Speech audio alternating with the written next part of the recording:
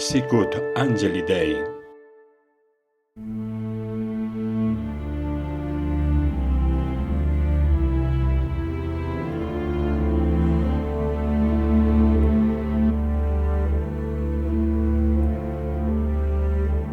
Cuando en los días serenos y radiantes de otoño el sol brilla sobre los Alpes y los hielos transparentes y luminosos se tiñen de un suave color del cielo y las montañas de bases de roca y de cimas de nieve inmaculada se alzan a guisa de baluartes avanzados hacia la sublimidad del empíreo, donde los espíritus celestes contemplan dichosos el candor de la luz infinita de Dios, me parece ver la excelsa dignidad del sacerdocio instituido por Cristo, dignidad que, asentando el pie sobre la tierra, levanta al hombre hasta el cielo. Como los ángeles, enviados y embajadores de Dios, los sacerdotes son los ministros del Señor y deben ser fieles instrumentos de su voluntad.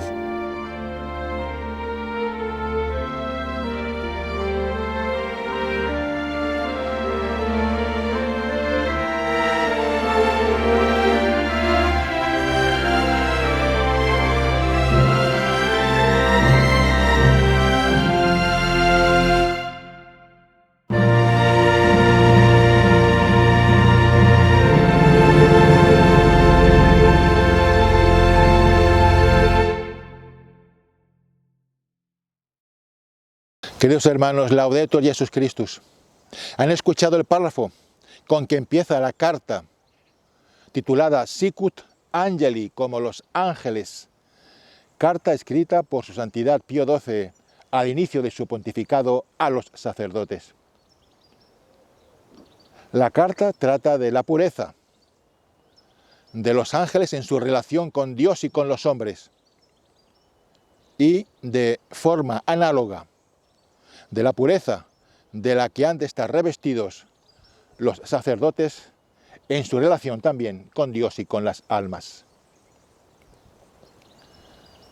La pureza es la virtud que nos hace semejantes a Cristo.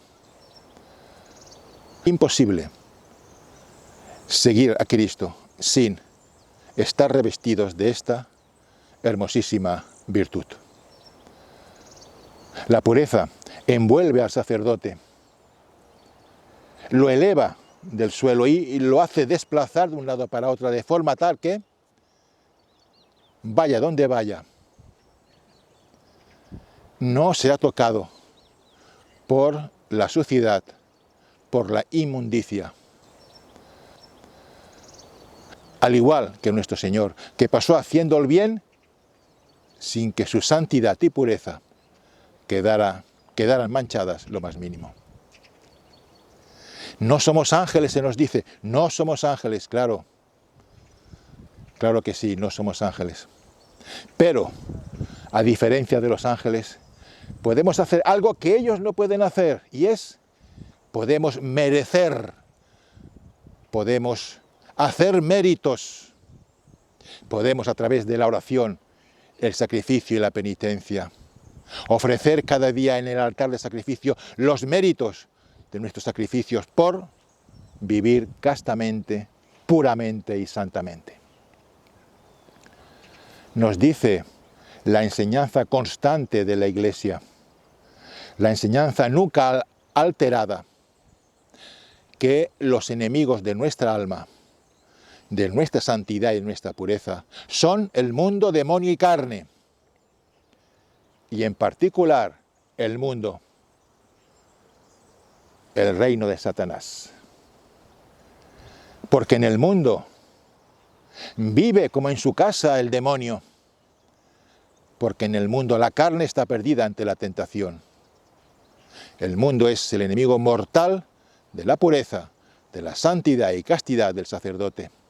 Por eso, éste debe levantar un muro infranqueable, inatacable contra el mundo, contra Satanás.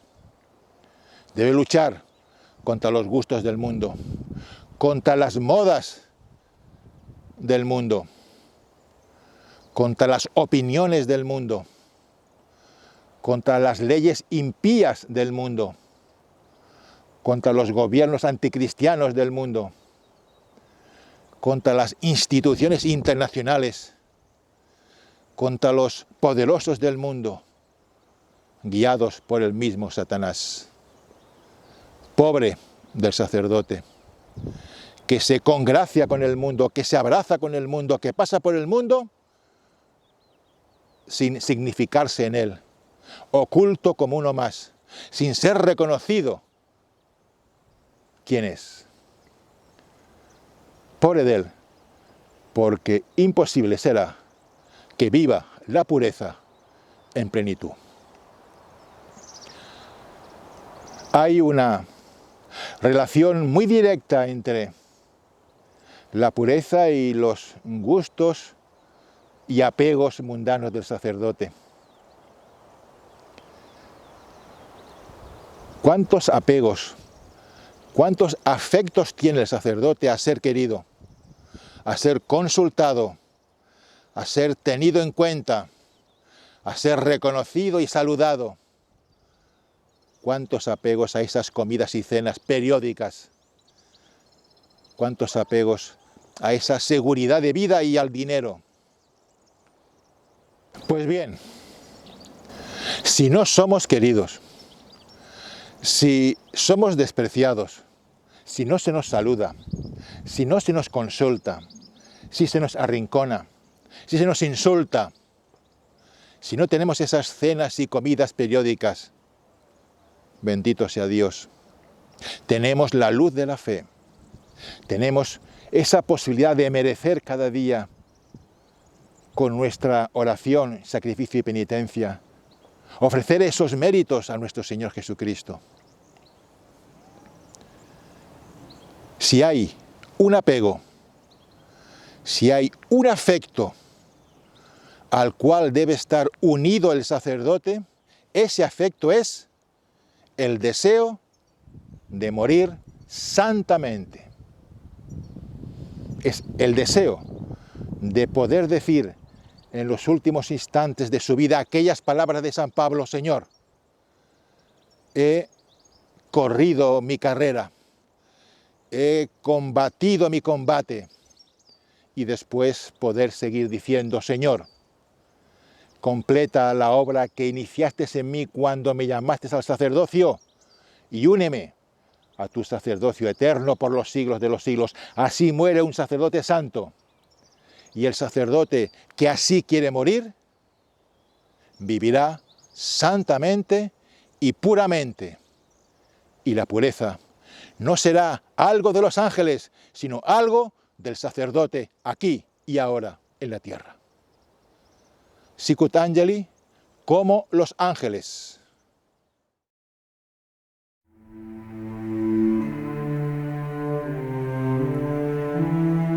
Como los ángeles de Dios. Puros como los ángeles. Los sacerdotes deben brillar por una pureza toda celestial y angélica, muy por encima de aquellos de la antigua ley, pues son sacerdotes no de sacrificios de animales, sino del convite y de las nupcias del verdadero Cordero Inmaculado, que es Cristo.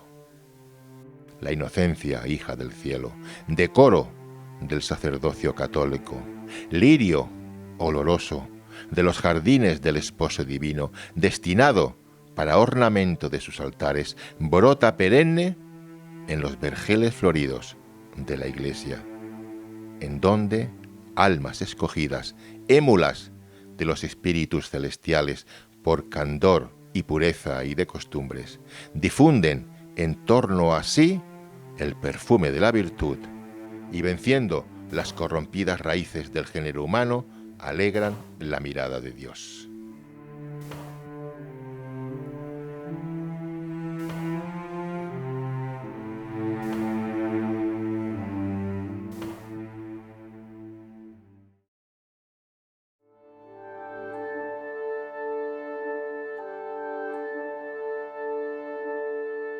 Los ángeles superiores al hombre, por naturaleza, espíritus sin cuerpo. No pueden ser turbados por fugaces bellezas sensibles, ni fascinados por el resplandor del oro y el centelleo de las joyas, ni hechizados por la armoniosa seducción de una voz, o sorprendidos por el impulso de las pasiones.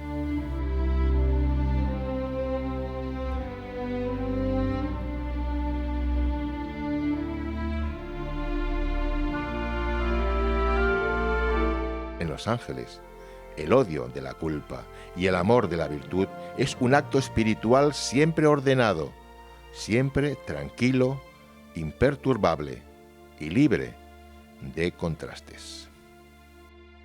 El sacerdote, en cambio, hombre como los demás, compuesto de espíritu y cuerpo, inclinado al mal desde su adolescencia por la culpa de Adán, siente en sus miembros aquella ley inferior que tiende a arrastrarlo hacia los bienes terrenos y hacia el pecado. Aquella ley que arrancaba del apóstol Pablo al hombre arrebatado al tercer cielo el angustioso grito: ¿quién me librará de este cuerpo de muerte?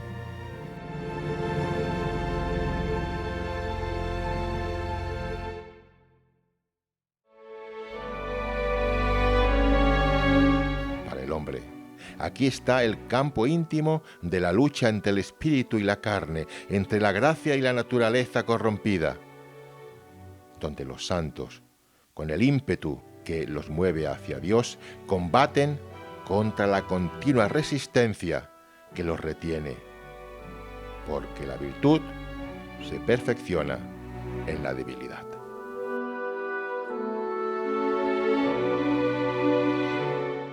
Tanto más admirable es el sacerdote cuando, a ejemplo del apóstol, castiga su cuerpo y reduce a servidumbre sus desordenados instintos.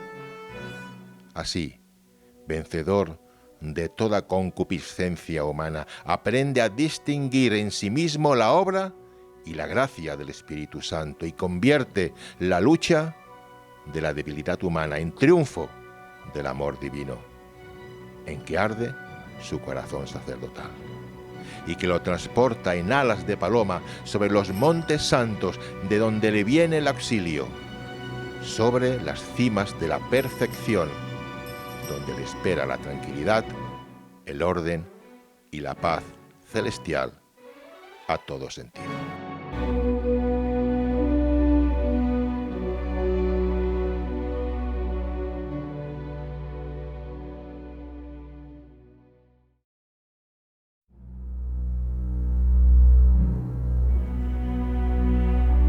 Como los ángeles, ministros de Dios para la salvación de la humanidad.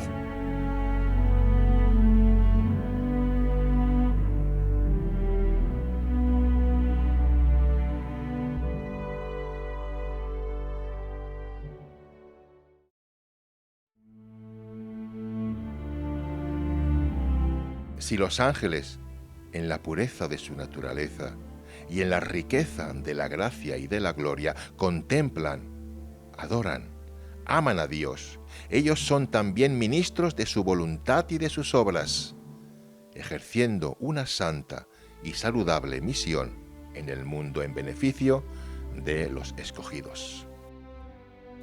¿Cómo lo atestigua las Sagradas Escrituras? Los ángeles no solo descendieron de cuando en cuando a los hombres, enviados por Dios para manifestarles sus preceptos y revelar sus maravillas, sino que, puestos por el Señor a nuestro lado, cumplen cerca de nosotros una obra permanente y continua de luz, de misericordia y de bondad. Custodios invisibles del hombre, aprenden de la misericordia divina, que contemplan y aman el amor y la misericordia para nosotros. Descienden, siempre incansables y vigilantes, para custodiarnos, llevarnos en sus manos y cuidar que nuestro pie no tropiece a lo largo del camino, para desviar al maligno que nos acecha en las tinieblas. Ascienden para presentar ante el trono de Dios el perfume del incienso de las oraciones de los santos, nuestras peticiones y nuestras lágrimas, como presentaron un día el arrepentimiento de David, las lamentaciones de Daniel, la plegaria de Tobías.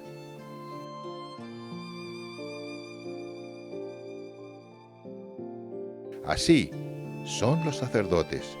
También ellos suben y bajan por la escala del cielo.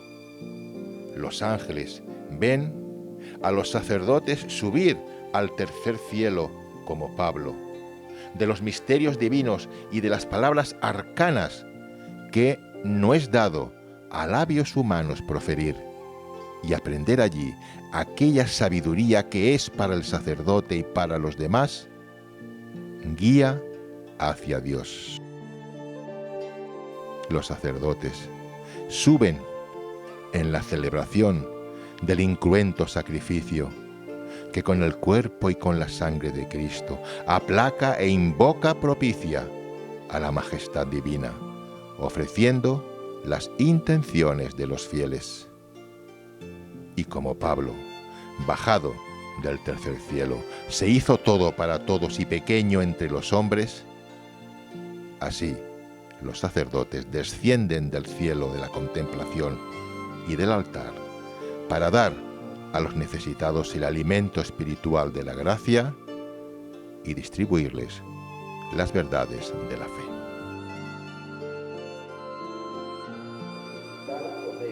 El que no lo conocía, Hablen de la grandeza y del ardor del sacerdote los templos y las casas religiosas, los palacios de los grandes y las casas de los pobres, los refugios y los albergues de toda miseria de alma y cuerpo.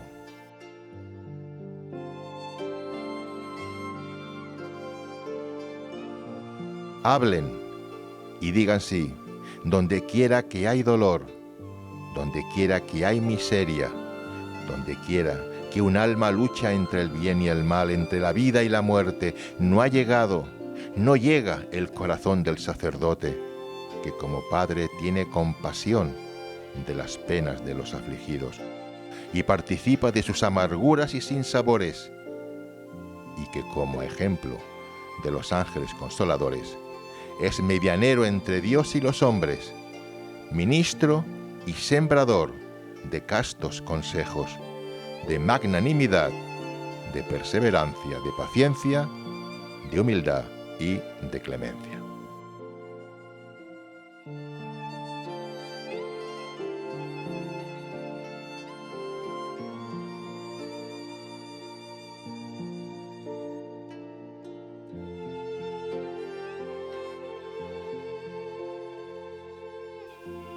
La acción de los ángeles es rápida y ágil. Es una acción apacible, sin fatigas, ni esfuerzos, tranquila, como su pacífica conformidad con los decretos divinos que ejecutan. En cambio, el ministerio de los sacerdotes es ministerio de sudores, a menudo de ansiedades, de penas, de sacrificios heroicos. Es que el sacerdote es ángel de paz, pero ángel de paz, como dice Santo Tomás, que llora los pecados de los hombres.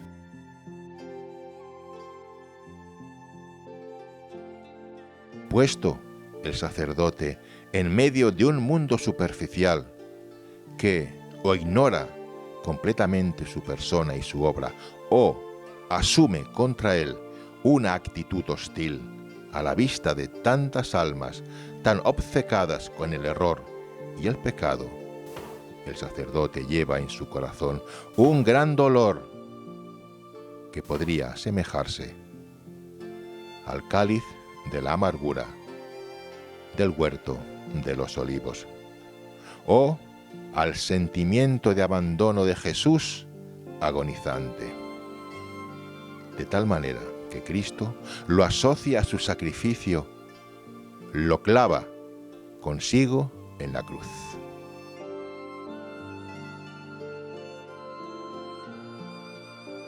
Nadie puede ambicionar tan alto y santo oficio sin ser llamado por Dios, ya que, si es verdad, como dice Jesús, que nadie viene a Él si el Padre no lo trae, es más verdad que nadie puede aproximarse a Cristo para hacer sus veces en el altar de su sacrificio y consagrar con sus palabras el cuerpo y la sangre para remisión de los pecados de todos los hombres, si Él no lo elige para tan formidable ministerio.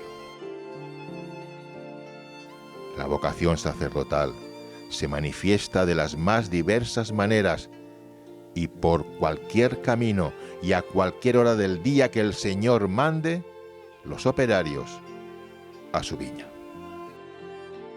Pero, ¿cuántos sucumben derrotados cuando su alma se enfrenta en el combate entre la invitación de Dios y la del mundo? Solo puede triunfar el misterio de la gracia que se agiganta y se sublima en el desprecio de todo aquello que el mundo anhela: riquezas, honores, placeres, y que levanta al pobre, al humilde, al débil, a la dignidad de apóstol de la redención del género humano. El Señor sigue llamando. Ven, sígueme, deja la casa paterna, deja a los amigos, acércate a mi altar y a mi corazón. Yo te haré mi amigo, mi ministro, te daré mi nombre y mi autoridad. Ocuparás mi puesto como propagador del Evangelio, distribuidor de mis gracias, consagrador de mi cuerpo y de mi sangre, juez de misericordia en mi tribunal, mediador ante mi pueblo. Así habla Jesús al corazón del predestinado, y éste le escucha y le sigue hasta su altar, y le ama y se alimenta de él y de su palabra, y combate en sí mismo lo que desagrada al Maestro amado, para hacerse digno de que su espíritu lo eleve a su servicio divino.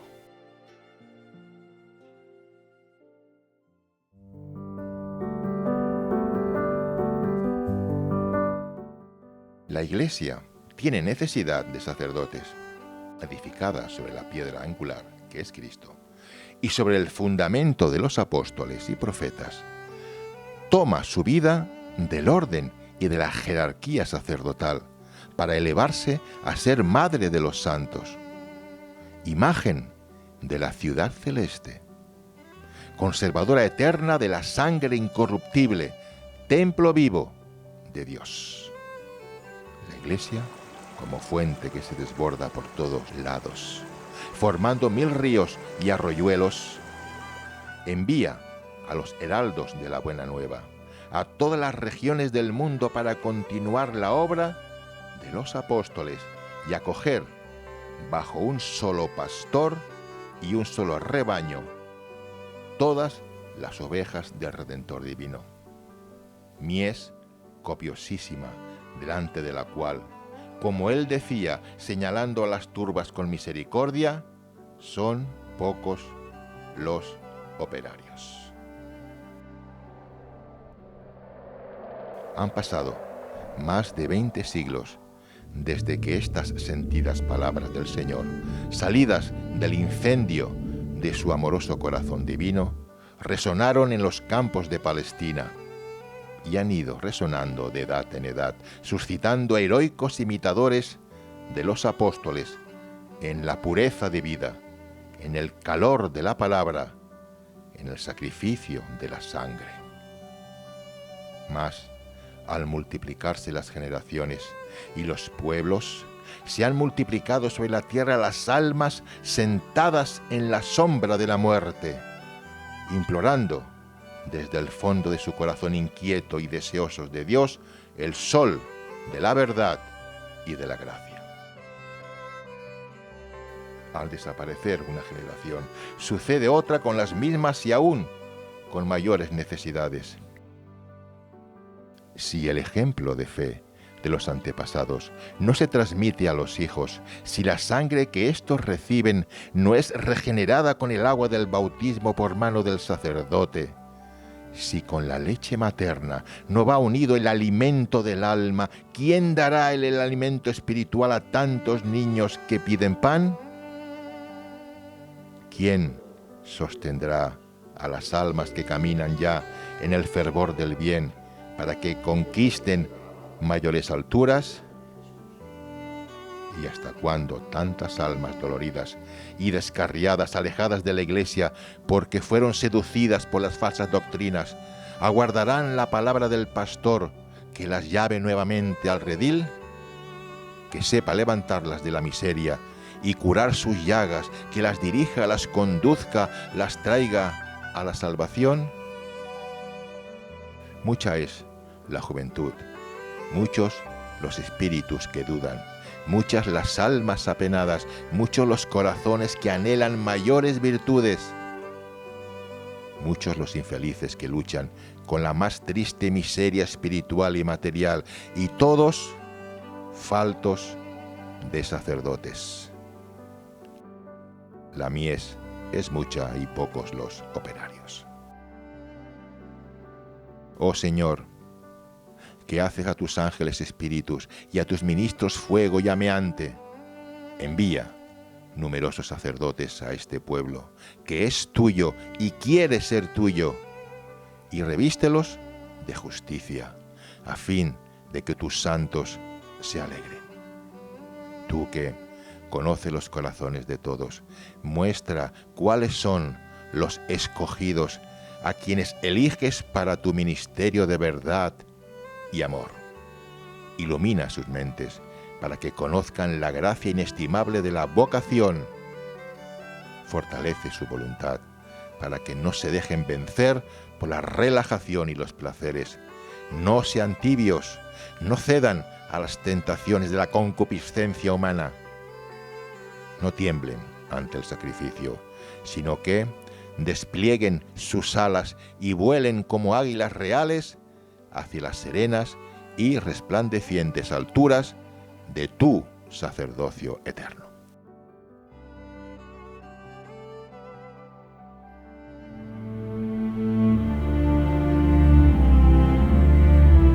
Que tus sacerdotes, a los que has llamado y han respondido, sean verdaderos ángeles para tu pueblo, ángeles de pureza, que pospongan a tu divino amor todo otro amor mundano, por tierno y santo que sea.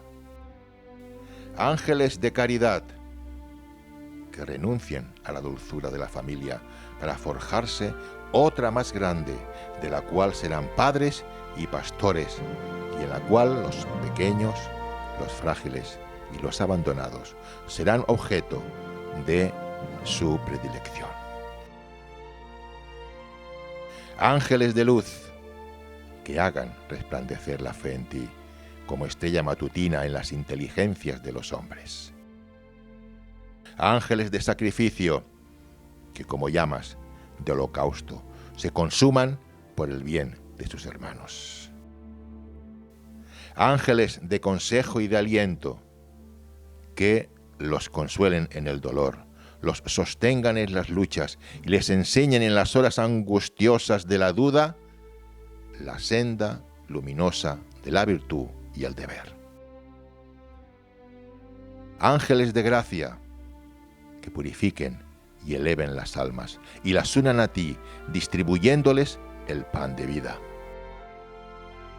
Ángeles de paz, que en el momento del último suspiro viertan sobre ellas la suavidad inefable del deseo y del amor de ti, y les abran a ellas, arrebatadas en el éxtasis de tu ósculo divino, las puertas del cielo, en donde tú eres luz y gozo infinito de los corazones por todos los siglos de los siglos. Amén.